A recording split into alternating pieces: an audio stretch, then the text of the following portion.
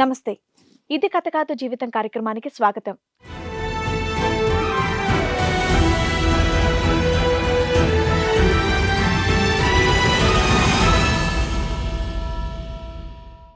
శరీరానికి తప్ప తనకి విలువ ఇవ్వడు అని అంటోంది లక్ష్మి. తన భర్త దృష్టిలో భార్య అంటే కేవలం ఒక బొమ్మ లాంటిదే తప్ప మరొకటి కాదు అని ఘోషిస్తోంది. అసలు తనకు వచ్చినటువంటి సమస్య ఏంటి, ఎలాంటి న్యాయం కావాలి అని కోరుకుంటుందో తన్నే అడిగి తెలుసుకుందాం. ఈ కార్యక్రమంలో మనతో పాటు ఉన్నారు ప్రముఖ హైకోర్టు అడ్వకేట్ రమ్యాకుల గారు. నమస్తే మేడం. నమస్తే అండి. ప్రముఖ సైకియాట్రిస్ట్ డాక్టర్ కళ్యాణ్ చక్రవర్తి గారు. నమస్తే సార్. లక్ష్మి గారు ఒక సమస్యతో ఇక్కడి వరకు వచ్చారు. అసలు తన సమస్య ఏంటనేది అడిగి తెలుసుకుందాం. నమస్తే అండి లక్ష్మి గారు. చెప్పండమ్మా, ఎక్కడి నుంచి వస్తున్నారు? కృష్ణానగర్ నుంచి. కృష్ణానగర్ నుంచి. ఓకే, ఏం చేస్తూ ఉంటారు? కూలి పని చేస్తాం. కూలి పని చేస్తూ ఉంటారు. ఏంటమ్మా ఇక్కడ రావడానికి ఏంటి మీ సమస్య? మా ఆయన రోజు తాగి కొడుతున్నాడు మేడం, ఒకసారి అడుగుతారని తీసుకొచ్చాను. ఇది తాగి కొడుతున్నావా లేదా అని అడగాల? లేదు మేడం, చాలా హింస పెడుతున్నాడు తాగి, అట్లా ఇట్లా పిచ్చి పిచ్చిగా చేస్తున్నాడు అన్ని. పిల్లల ముంగలే. ఎన్ని ఇయర్స్ అయింది మ్యారేజ్? 10 ఏళ్ళు అవుతుంది మేడం. 10 ఏళ్ళు. పిల్లలు ఎంతమంది? 2 పిల్లలు. 2 పిల్లలు. సో ఫస్ట్ నుంచి అలాగే ఉన్నాడా లేదా ఈ మధ్యనే? ఈ మధ్యలో అలా మారాడు మేడం. ఈ మధ్యలోనే. ఎందుకు అలా చేస్తున్నావు అడిగేవా? అడిగాను మేడం, ఏదేదో పిచ్చి పిచ్చిగా మాట్లాడతాడు, ఏదో 6 అది ఇది ఏదేదో చెప్తాడు, నాకు అంత అర్థం కావట్లేదు. ఏదేదో చెప్తాడు మేడం, బెడ్రూమ్ లో వచ్చి నువ్వు అలాగ ఉండట్లేదు, నువ్వు ఇలాగ ఉండట్లేదు నాతోటి, అట్లా ఇట్లా అని పిచ్చి పిచ్చిగా మాట్లాడుతున్నాడు. ఇప్పుడు ఈ మధ్య కొత్తగా స్టార్ట్ అయింది ఇదంతా? ఎన్నేళ్ళ నుంచి? దగ్గర దగ్గర 1 సంవత్సరం అట్లా అవుతుంది. సంవత్సరం నుంచి ఇలా అవుతుంది. మీ ఇంట్లో అత్త మావయ్య గానీ ఎవరన్నా ఉంటారా? అందరు ఊర్లో ఉంటారు. మరి వాళ్ళకి ఏమైనా చెప్పావా ఇలా ఇబ్బంది పడుతున్నాడు అని చెప్పేసి? తాగుడు మానిపించు, నీ వల్ల అవుతా తాగుడు మానిపించు అంటున్నారు. ఓహో, రిటర్న్ నిన్నే అంటున్నారా? మీ అమ్మ నాన్నకు చెప్పావా పోనీ? చెప్పలేదు మేడం, మా అమ్మ నాన్నకి చెప్పలేదు, మా అత్త మామకి చెప్పా. మీ అమ్మ నాన్న కూడా చెప్పు ఉండాల్సింది, ఒకసారి ఇలా జరుగుతుంది ఏదో మాట్లాడండి అని చెప్పి. ఇలాగ అన్నారంటే మమ్మల్ని కూడా అదే అంటారేమో అని చెప్పలేదు మేడం. సర్దుకోమ్మ అంటారు ఎట్లయినా. మీరే కొంచెం చెప్పండి మేడం. ఏదో ఇప్పుడు కొట్టడం ఒకటే సమస్య, ఇంకేమి ఇంకెటువంటి గొడవలు లేవు. ఉన్నప్పుడే ఏదేదో చెప్తాడు మేడం. ఆహా, ఫిజికల్ రిలేషన్ లో కోఆపరేట్ చేయమని హెరాస్ చేస్తున్నాడు. పిల్లల వయసు ఎంత? 8-9 ఉంటాయి. 8-9. సరే, ఇప్పుడు ఇవిడ ఇలా చెప్తుంది కాబట్టి ఆయన్ని కూడా కనుక్కుందాం ఒకసారి. నమస్తే అండి. నమస్తే మేడం. మీ పేరు? వెంకటేశ్వర్లు అండి. వెంకటేశ్వర్లు గారు. అదో మీ ఆవిడ చెప్తుంది, విన్నారా? అదే అబద్ధం అండి. అబద్ధమా? ఊరికి అబద్ధం ఎందుకు చెప్తుందండి?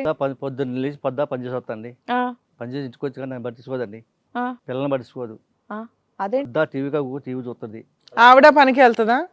నేను కూడా వెళ్తాను మేడం. అప్పుడు నేను కూడా నేను పొద్దున్న పనికి వెళ్తాను. మీరేం పనికి వెళ్తారు? పనికే పోతా. మీరు డైలీ పనికి వెళ్తారు? పనికి పోతా. సాయంత్రానికి వచ్చా నన్ను పట్టించుకోదండి. మరి మీ ఆవిడ కూడా పనికి పోతుంది కదా? అది పట్టించుకోవట్లేదు నన్ను కూడా. కాదే, నువ్వు పనికి వెళ్తావు, ఆవిడ పనికి వెళ్తుంది. ఇంటికి వచ్చినాక ఎవరెవరిని పట్టించుకోవాలి? ఆవిడకి డబుల్ పనా? ఇంట్లో పిల్లలు పట్టించుకోవాలి, ఇల్లు సర్దేలు, నీకు వంట చేసి పట్టించుకోవాలి. కష్టపడి వస్తాం కదండి. మరి ఆవిడ కూడా కష్టపడేసి వస్తుంది కదా? కాబట్టి పిల్లగాలను పట్టించుకోదండి. వచ్చాకైనా మీరు పట్టించుకుంటారా? ఇంట్లో పిల్లకాయలను పట్టించుకుంటారు, ఈవిడికి ఏం కావాలో అన్ని తెచ్చి పెడతారు, ఇంట్లో ఎటువంటి ఇబ్బంది లేకుండా చూసుకుంటారు. ఆవిడ ఇప్పుడు చూసుకోవట్లేదు. చూసుకోవట్లేదు నన్ను. ఎందుకని అడిగారా? అడిగాను. అడిగితే పొద్దు ఏం మాట్లాడదు. టీవీ చూస్తున్నది. వాళ్ళ అమ్మ నాన్నతో ఫోన్ మాట్లాడదు పొద్దుంతా మాత్రం. టీవీలో ఏం చూస్తుంది? మా సీరియల్ ఏమని చూస్తుందా? అన్ని సీరియల్ ఉన్నాయి, అన్ని ఉన్న సీరియల్ అన్ని చూస్తుందేమో. అలా చూడకమ్మా, ఇప్పటి నుంచి 6:30కి వచ్చే సీరియలే చూడు ఈ టీవీలో. మేడం ఖాళీగా ఉన్నప్పుడే చూస్తాను మేడం, పనికి వెళ్తాను కదా, నేను ఎప్పుడు చూస్తాను సీరియల్? ఖాళీగా ఉన్నప్పుడే చూస్తాను. వాళ్ళ అమ్మ నాన్నతో పొద్దు ఫోన్ మాట్లాడదండి. ఫోన్ చెవులు ఫోన్ చేయదు. పట్టించుకోదంటే ఏ రకంగా పట్టించుకోదంటున్నారు? అంటే ఇంట్లో వంట లాంటిది ఏం చేయట్లేదా? మరి ఇంకేం కావాలి? పిల్లలకు తినిపిస్తుందా? ఇంటికి వచ్చాక కొద్దిగా విమానం ఇంటికి వచ్చాకనా కొద్దిగా. వెంకటేశ్వర గారు, మీ తాగుడు ఏ లెవెల్లో ఉంది ఫస్ట్ అది చెప్పండి. అది ప్రైమరీ డిస్కషన్. మీరు ఎంత తాగి కొడతావంటే ఏంటి సంగతి? నైట్ తాగుతాండి. ఇంటియా మించుతుందా? ఎక్కువ తాగు. 10 ఇయర్స్ బట్టి డ్రింకింగ్ అలవాటు ఉంది మీకు? 15 సంవత్సరాలు బట్టి. 10. పెళ్లి అయిన తర్వాతే మొదలైందా కార్యక్రమం? అంత పెళ్ళాకనే. మందు కొట్టిన తర్వాత స్పృహలోనే ఉంటారా? బ్రెయిన్ అన్ని చుట్టుపక్కల ఏం జరుగుతున్నాయి అన్ని గుర్తుంటదా? మర్నాడు ఉదయం లెగిసిన తర్వాత ముందు రోజు తాగి ఏం మాట్లాడాను అన్నది గుర్తుంటదా? మైండ్ బ్లాంక్ అవుద్దా? గుర్తుంటే మళ్ళీ పొద్దున్న మళ్ళీ పనికి వెళ్తా. అందుకే ఇప్పుడు నువ్వు చెప్పే ఈ కథ అంతా మేము నమ్మాలంటే ఫస్ట్ నీ సబ్జెక్ట్ క్లారిటీ రావాలి. కరెక్ట్ అండి. నేను పొద్దున్న గుర్తుంటే పొద్దున్న లెగిస్తే బేస్ చేసుకుని. ఇప్పుడు ఆన్ లో ఉన్నారా ఆఫా? ఇప్పుడు ఆన్ ఆఫా? ఆనులే ఆపులే మామూలుగా ఉండండి. మామూలుగానే ఉన్నారా? అంటే దానికి వ్యాలిడిటీ ఉండాలి కదా.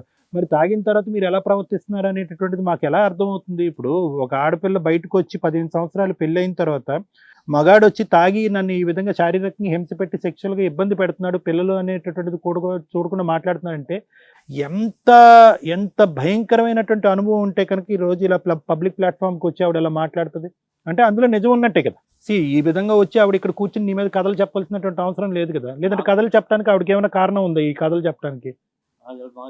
ఆవిడ మంచి ఆవిడేనా? మా ఉద్దేశం ఉంది, మాది కూడా వినాలి కదా, మాది కూడా వినాలి. అదే మీ ఉద్దేశం ఏంటి? సార్ మీరు కాస్త నిదానంగా మాట్లాడండి, పదాలు అర్థం కావట్లేదు. తాగటం కరెక్టే. తాగిన తర్వాత ఆవిడతో అలా శారీరకంగా వ్యవహరించడం అనేటటువంటిది కరెక్టా రాంగా, లేదంటే మీకు గుర్తులేదా? అది గుర్తులేదండి అది. సో గుర్తులేని సబ్జెక్ట్ గురించి మీరు మాట్లాడలేరు. ఆవిడ తాగట్లేదు కాబట్టి మీరు ఏం చేస్తున్నారు అనేది ఆవిడకి బాగా గుర్తుంది కాబట్టి మీరు తాగిన తర్వాత అలా వ్యవహరిస్తున్నారు అనేది ఆవిడ పాయింట్ క్లియర్, కరెక్ట్ అనమాట. మరి అది తప్ప ఒప్ప? అది తప్పండి. మరి అదే ఆవిడ అక్కడ చెప్పుకొచ్చింది, ఆవిడకి ఇబ్బందే అది. నాకు ఇంటికి వచ్చి కొద్దిగా మొగడం గవర్తెలు కానీ సాయంత్రం పూట పొద్దుగా మీకు ఏమీ గుర్తే ఉండట్లేదు కదండి. ఆవిడ గౌరవిస్తుందో లేదో మీకు ఎలా తెలుస్తుంది? పిల్లగాని పడుచుకోపోదు, దాన్ని పడుచుకోవద్దు, పక్క ఏదో ఏమేదో అవన్నీ గుర్తున్నాయా? అవన్నీ గుర్తున్నాయా? గుర్తు పక్క పక్క నొలకమ్మ మంచం అనుకుంటాను నేను వచ్చి. మరి తెల్లపోతే అట్ట పడుకో అట్లా లేచి పల్లి సో నీకు అన్ని గుర్తే? బాక్స్ క్యారేజ్ కూడా కడదు మాకు.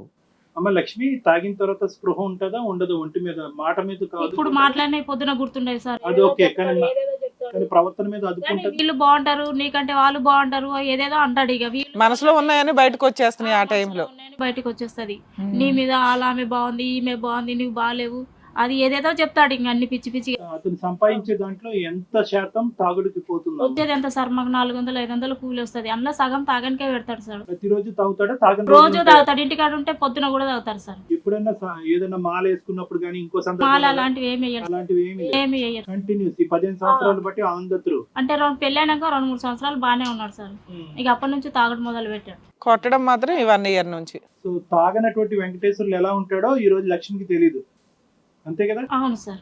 ఏం ఇంటికి వచ్చిన తర్వాత నువ్వేం పట్టించుకోవట మరి దాని సంగతి నేను ఏంటి? కూడా పనికి వెళ్ళి వస్తాను మేడం అప్పుడప్పుడు. ఎప్పుడు అంటే ఇంకా ఏమో పొద్దున పోతాం, మేము సాయంత్రం వస్తాం. వచ్చి ఇంట్లో పిల్లలకు వంట చేసుకొని అది ఇది చూసుకునేసరికి టైం పడుతుంది. ఆయన కూడా నేను అదే చెప్తా, నువ్వు నేను కలిసి చేసుకుంటే తొందరగా అయిపోద్ది అంటే ఆయన కోపం వస్తుంది. అదే ఆయన ఆల్రెడీ నువ్వు ఎప్పుడు పని చేస్తావని ఎక్స్పెక్ట్ చేస్తున్నాడు.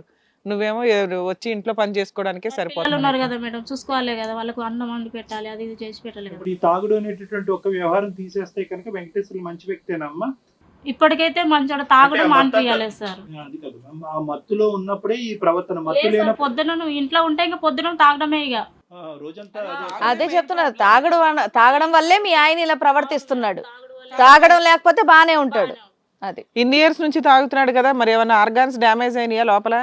ఏమో మేడం, అప్పుడప్పుడు ఫీవర్ వస్తుంది, తగ్గిపోద్ది. నేను ఫీవర్ వస్తుంది, తగ్గిపోద్ది, దగ్గు వస్తుంది, తగ్గిపోద్ది అంతే. నేనేం చూపించట్లేదు మేడం. కాదు, ఎక్కడ చూపెట్టట్లేదు, అతను కూడా పోయి చూపెట్టలేదు. ఏం పెద్ద అనారోగ్యాలు రాలేదుగా వీళ్ళకి, అందుకని తెలియట్లా. ఎంత ఉంటుంది ఇప్పుడు వయసు? ఎంత సార్ మీరు వెంకటేశ్వర్లు గారు? సుమారుగా 45 అండి. 15 ఏళ్ల నుంచి తాగుతున్నారు. లోపల ఆర్గాన్స్ అన్ని డొక్కైపోయి ఉంటాయి, చూసుకోవాలా. మీరు అంత పిచ్చ పిచ్చగా తాగి వచ్చి తన్నులు భార్యను కొట్టుకుంటూ కూర్చుంటే ఎట్లాగా? మరి మగని మర్చిపోతే ఏం చేస్తాం సార్? అదేదో సార్ చెప్తారు ఉండండి. అయితే మీ వల్ల ఎంత ప్రాబ్లం ఉందని సార్ చెప్తారు. ఇప్పుడు ఒకటి ఇక్కడ వెంకటేశ్వర్లు గారు, ఇప్పుడు మీరు పోటీ పడద్దు, ఆవిడతో మీరు పోటీకి దిగద్దు.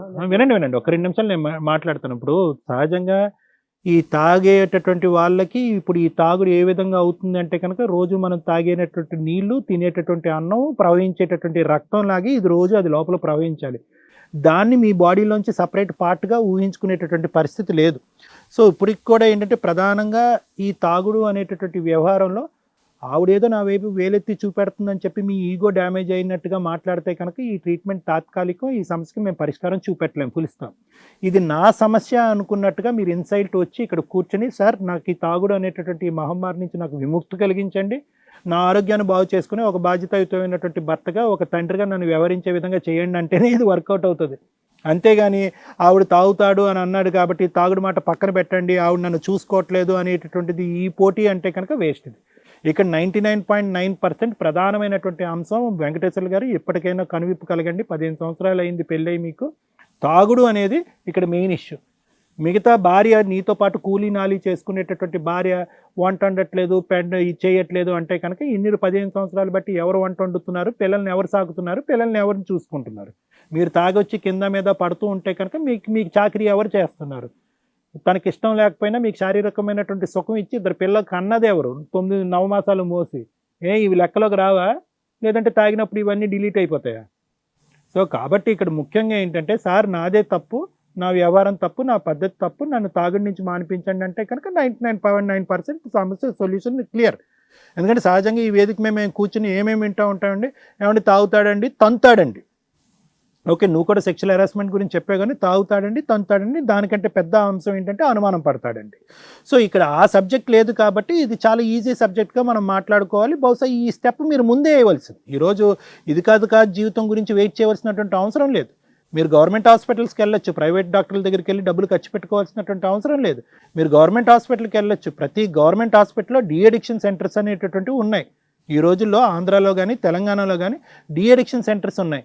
అక్కడ ఏంటంటే హాస్పిటల్లోనే వారం 10 రోజుల పాటు ఆ మనిషిని ఉంచుకుని అక్కడే ఫుడ్ అన్నీ ఇస్తూ, అతను తాగకుండా మందులు ఇస్తూ, లోపల ఉండేటటువంటి ఆల్కహాల్ను కూడా బయటకు పంపించేటటువంటి ప్రక్రియలు నడుస్తూ ఉంటాయి. చాలా తేలికైనటువంటి వ్యవహారం. ఎందుకు వీళ్ళు తాగుడు ఆపలేరు అంటే కనుక అదొక కంటిన్యూస్ ప్రాసెస్ అనమాట. ఈ ఒక 10 నిమిషాలు, ఒక 2 నిమిషాలు కూడా మనం ఇలా ముక్కు మూసుకుని ఉండలేం కదా, ఊపిరి ఆ టైప్ అనమాట. సో ఎప్పుడైతే ఆ డ్రింక్ లోపలికి వెళ్ళదో చేతులు వణుకుతాయి, కాళ్ళు వణుకుతాయి, కడుపులో తిప్పుతుంది, తల తిరుగుతుంది, ఫెయింట్ అయిపోతాడు, ఫిట్స్ వస్తాయి, ఆకలి ఉండదు, నిద్ర ఉండదు, ఏం మాట్లాడతాడో తెలీదు. ఇంకా 2 ఎక్స్ట్రా దెబ్బలు నీకు ఎక్కువే పడతాయి. కానీ తాగినప్పుడే బాగున్నాడు రా బాబు అని అనుకునే ఆడవాళ్ళు కూడా చాలామంది ఉన్నారు నా దగ్గరికి వచ్చి. ఎందుకు వచ్చింది ఈ బాధలే, ఆపితే కనుక పిచ్చోడు లెక్క వ్యవహరించి 4 తన్నులు తంతున్నాడు, వీడికి ఆ మాత్రం పోస్తే కనుక తొంగుంటాడని చెప్పి పట్టించే ఆడవాళ్ళు కూడా నా దగ్గర ఉన్నారు. సో కాబట్టి ఏంటంటే అటువంటి ఆపిన తర్వాత అటువంటి రియాక్షన్ రాకుండా ఇలాంటి వ్యక్తిని అడ్మిట్ చేసుకుని ట్రీట్మెంట్ ఇచ్చేటటువంటి అద్భుతమైనటువంటి ప్రక్రియలు ఉన్నాయి. ఒకప్పుడు అతని ఇష్టం చూపెడితే వెంకటేశ్వర గారు చాలా సింపుల్ ఈక్వేషన్, మీకు ఇక్కడ డబల్ వస్తుంది. ఏంటంటే బై 1 get 1 ఫ్రీ వస్తుంది. తాగుడు ఆపటం వల్ల మీ శరీరం బాగుపడుతుంది, మీ వ్యక్తిత్వం ఇంప్రూవ్ అవుతుంది, మీ ఆలోచన బెటర్ అవుతుంది, మీ జ్ఞాపక శక్తి ఇంప్రూవ్ అవుతుంది, కుటుంబరీత్యా ఆవిడ హ్యాపీగా ఉంటుంది, పిల్లలు హ్యాపీగా ఉంటుంది, సుఖంగా ఉంటారు. సో అన్ని అడ్వాంటేజెస్ మీకే. సో మీరు first of all most important ఏంటంటే తాగుడికి బానిసైనటువంటి మీరు 15 సంవత్సరాలు దాని పైపెచ్చో దానికి అలవాటు పడినటువంటి మీరు దానికి గుడ్ బై చెప్పడానికి నా యొక్క సహకారం కానీ లేదంటే నా గైడెన్స్ కానీ తీసుకోవడానికి మీరు రెడీగా ఉన్నారు? లేదు చెప్పండి, కేల్కతం దుకాన్ బంద్. రెడీయా? రైట్. ఫస్ట్ ఆఫ్ ఆల్ ఏంటంటే అది అంత ఈజీ కాదు. అది కూడా నేను చెప్తున్నాను లక్ష్మి గారు, అతను అన్నంత ఈజీ కాదు. ఎందుకంటే కనుక ఒకసారి ఆ తాగుడు ఆపేసిన తర్వాత బెల్ట్ షాపులు మూయలేం, బార్లు మూయలేం, పబ్బులు మూయలేం, వైన్ షాపులు మూయలేం. సో అటువంటి పరిస్థితుల్లో ఏమవుతుందంటే కనుక దానికి అతను మళ్ళీ అలవాటు పడేటటువంటి దానికి అవకాశం ఉంటుంది. కాబట్టి ఒక బీపీ, షుగరు, థైరాయిడ్కి సంబంధించినటువంటి ట్రీట్మెంట్ లాగే నెక్స్ట్ 2-3 సంవత్సరాల పాటు ఆ తాగుడు మళ్ళీ బానిస అవ్వకుండా తీసుకునేటటువంటి ట్రీట్మెంట్లు, జాగ్రత్తలు నువ్వు తీసుకోవాల్సినటువంటి అవసరం ఉంది. సో ఇదేంటంటే కేవలం వెంకటేశ్వర్లకు సంబంధించినటువంటి సబ్జెక్ట్ కాదు, ఇది భార్యాభర్తలు ఇద్దరికి సంబంధించి కలిసి చేయవలసినటువంటి ఒక జబ్బు. అతను ఒక క్యాన్సరో ఇంకోటో బాధపడినప్పుడు ఎలా అయితే నువ్వు సహాయం చేస్తావో ఆ విధంగా అతన్ని తిట్టి, కొట్టి, అవమానించి, అనుమానించకుండా అతనితో పాటు నువ్వు ప్రయాణం చేస్తూ ముందుకు వస్తే కనుక నేను హెల్ప్ చేయగలను. సో అది నా సైడ్ నుంచి మీరు ఈరోజు ఇక్కడికి వచ్చినందుకు నా హెల్ప్ అనమాట. Thank you sir. Ramya madam, మీరేం చెప్తారు వీళ్ళ కేసు విషయంలో? వెంకటేశ్వర గారు, ఇప్పుడు మేము మాట్లాడేది మీకు అర్థమవుతుందిగా? ఎందుకంటే తాగిన తర్వాత మీకు గుర్తుండదు ఆ తర్వాత ఏం చేశారు అనేది. మళ్ళీ తెల్లారికి మర్చిపోతారు, మళ్ళీ తెల్లారి కూడా తాగుతారట. ఇలా తాగుతూ కూర్చుంటే మేము చెప్పేది ఇప్పుడు వేస్ట్ కదా కదా. ఓకే, ఇప్పుడు మీరు కాన్షియస్లో ఉన్నారు, మేము చెప్పేది మీకు అర్థమవుతుంది. అరే బై 60% కుటుంబాలు తాగుడ వల్ల సర్వనాశనం అయిపోతున్నాయి. మీకు వచ్చే 400లో బియ్యమే కొనుక్కుంటారా, రెంట్లే కట్టుకుంటారా, తాగుతావా? 2 పిల్లలు ఉన్నారు, కుటుంబం ఉంది, మీ ఆవిడకి డైవర్స్ కావాలి, నువ్వు అవసరంలా. నిన్నెవరు చూస్తారు ఈ ఏజ్లో నిన్నెవరు చూస్తారు?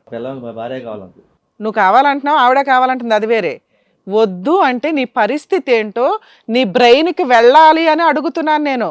నీలాంటి వాడితో కాపురం చేయాల్సిన అవసరం ఆవిడకి లేదు. నాకు వద్దురా మొర్రో రోజు తాగొచ్చి కొట్టే భర్త అని ఆవిడ కూలేదో ఆవిడ పడుతుందో ఆ పిల్లలను కూడా ఆవిడ పోషించుకోగలదు.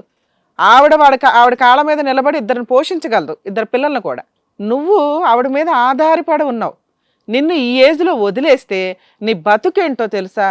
నీ పరిస్థితి ఏంటో ఊహించుకోమంటున్నారు. మీ తల్లిదండ్రులు నీకు ఈ వయసులో ఏం తిండి పెట్టరు. 45 ఏళ్ళు వచ్చిన వాళ్ళే ముసలోళ్ళు మంచాల మీద ఉండుంటారు. వాళ్ళని చూడాల్సిన వయసులో నువ్వు మంచాలకు వేలాడతావా? ట్రీట్మెంట్లకు వెళ్తావా? ఎవరు నాశనం చేశారు నీ లైఫ్ని? ఎవరు ఆలోచించాలి నీ గురించి? నేనే ఆలోచించుకోవాలి మేడం. నువ్వు ఆలోచించుకోవాలి. నీ మీద ముగ్గురు ఆధారపడి ఉన్నారు, నీ తల్లిదండ్రులు ఆధారపడి ఉన్నారని నువ్వు ఆలోచించుకోవాలి. నీ గురించి ఏ గవర్నమెంట్ ఆలోచించదు, ఏ బెల్ట్ షాపు ఆలోచించదు, ఏ సారా అమ్మేవాడు ఆలోచించడు. అర్థమవుతుందా? మీ జీవితాలు మీరు సర్వనాశనం చేసుకొచ్చారు. మీకుంటే పావుల సంపాదనతో మీకు ఇంత తాగుడు అవసరమా?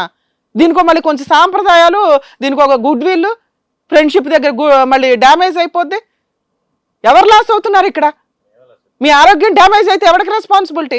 నువ్వే పోతావు, ఎవరికి లాస్ లేదు ఇక్కడ. నువ్వు పోతే ఈ పిల్లకి చాలా హ్యాపీ తెలుసా? ఎందుకంటే నువ్వు ఉండి వచ్చి ఉపయోగపడిందే లేదు ఇక్కడ. గవర్నమెంట్లు కానీ బెల్ట్ షాపులు కానీ ఎవరైనా కానీ ఇన్కమ్ కోసం వాళ్ళు అమ్ముతారు. మీరు గట్టిగా ఒక పూట బిర్యానీ కొనుక్కోలేరు, డైలీ వెళ్ళి సారా కొనుక్కుంటున్నావు. నువ్వు ఎక్కడ పోతుంది ఈ డబ్బంతా? దానివల్ల నీకేమైనా ఆరోగ్యం వచ్చిందా? నువ్వు పోతే ఈవిడ వీడోలాగా బతకాలా? అవసరమా? 2 పిల్లలు అనాథలాగా బతకాలా నిన్ను పెళ్లి చేసుకున్నందుకు? మేడం, భూప్రపంచంలో నేను ఇంతవరకు నాకున్న సీనియారిటీకి వీళ్ళు మారాలి అని అనుకోకపోతే ఎవరు తిట్టుకున్నా నేనేం మాట్లాడినండి. నేను లెక్క కూడా చేయను. సిగరెట్ తాగేవాడు కానీ, ఇలా అడిక్ట్ అయిపోయిన వీళ్ళు కానీ, వాళ్ళు మారాలి అనుకుంటే తప్ప మాన్పిచ్చే ట్రీట్మెంటే లేదు. ట్రీట్మెంట్ సపోర్టు, విల్ పవర్తో నా జీవితాన్ని నేను కాపాడుకోవాలండి అనే వ్యక్తులకు మాత్రమే. సార్ ఇందా నుంచి అంత కష్టపడి అడిగింది ఏంటి? అరే బాబు, నీకు ఇష్టమైన ట్రీట్మెంట్, నీకు ఇష్టమైన కౌన్సిలింగ్, అవన్నీ తీసుకోవాలంటే ఇప్పుడు ఈయన ఎంజాయ్ చేసిన దానికంటే డబల్ నరకం పడ్డానికి ఆయన రెడీ అయితే ఒక 6 months నువ్వు మెల్లగా క్యూర్ అవుతూ వస్తావు. ఆ క్యూర్ అయిన వ్యక్తికి పడే ఎఫెక్ట్లు ఎట్లా ఉంటాయో తెలుసా? నువ్వు ఈరోజు ఎంజాయ్ చేసిందంతా దేని మీదకి వెళ్ళడానికి ఎంజాయ్ చేస్తున్నావో తెలుసా?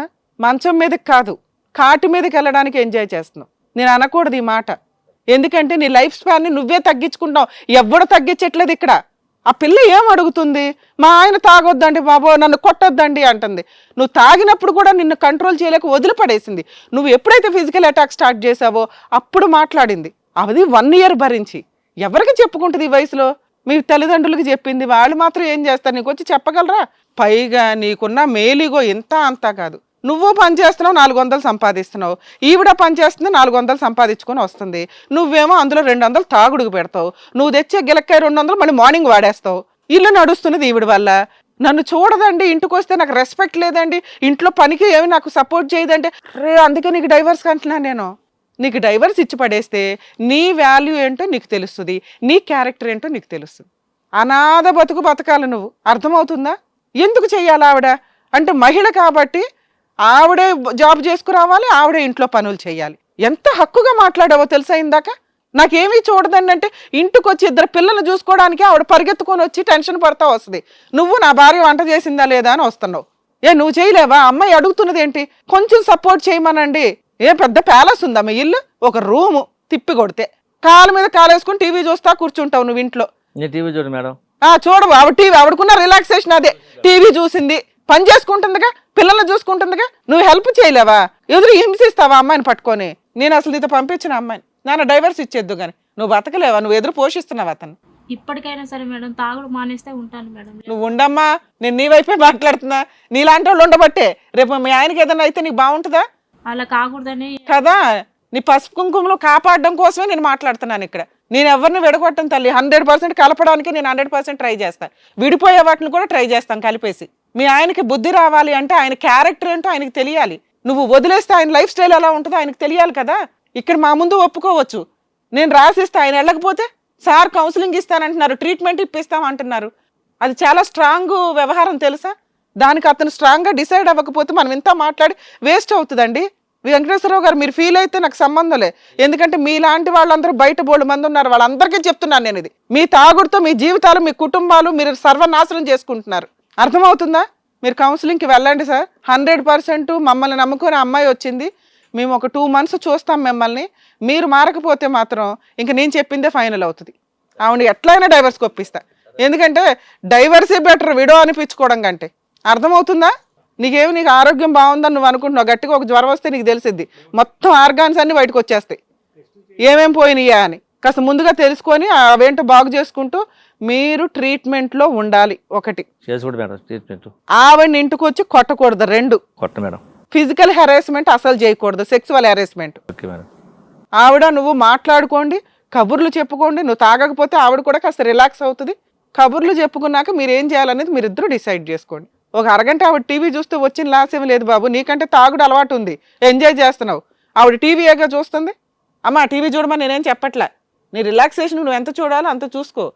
భర్త కావాలి, తాగుబోతు భర్త అయినా కావాలి అన్నప్పుడు మార్చుకోవడానికి కూడా కాస్త ప్రయత్నించమ్మా. చెప్తాను మేడం, ఇంట్లో అది కూడా చెప్తాను. నా మాట అస్సలు లెక్క చేయడు. లెక్క చేయండి, నాకు అర్థమవుతుంది. మరి దగ్గరుండి నువ్వు కూడా కౌన్సిలింగ్కి వెళ్ళాల్సి వస్తుంది, ఆయనతో పాటు దగ్గర తీసుకెళ్తేనే. ఆయన మాట్లాడుతుంటే వెళ్తాను కదా మేడం. ఆయన సూపర్. అంతే మేడం, యాక్చువల్గా వీళ్ళు ట్రీట్మెంట్కి వెళ్తే బెటర్. ఎందుకంటే వీళ్ళది లీగాలిటీ కూడా చెప్పాల్సిన అవసరం లేదు, ఇద్దరు భార్యాభర్తలు విడిపోయే కేసు కూడా కాదు. అది వెంకటేశ్వర్లు గారు, మేడం సార్ చెప్పినట్టుగా వినండి, చక్కగా హ్యాపీగా ఉండండి, పిల్లల్ని చక్కగా చూసుకోండి, ఆరోగ్యాన్ని కాపాడుకోండి. జాగ్రత్త. దగ్గరుండి తీసుకెళ్ళండి. ఇలాంటి వాళ్ళకి కరెక్ట్గా బుద్ధి వచ్చేలా చెప్పారు Ramya madam, Kalyan sir. Thank you so much. So మరో కథతో మళ్ళీ కలుద్దాం.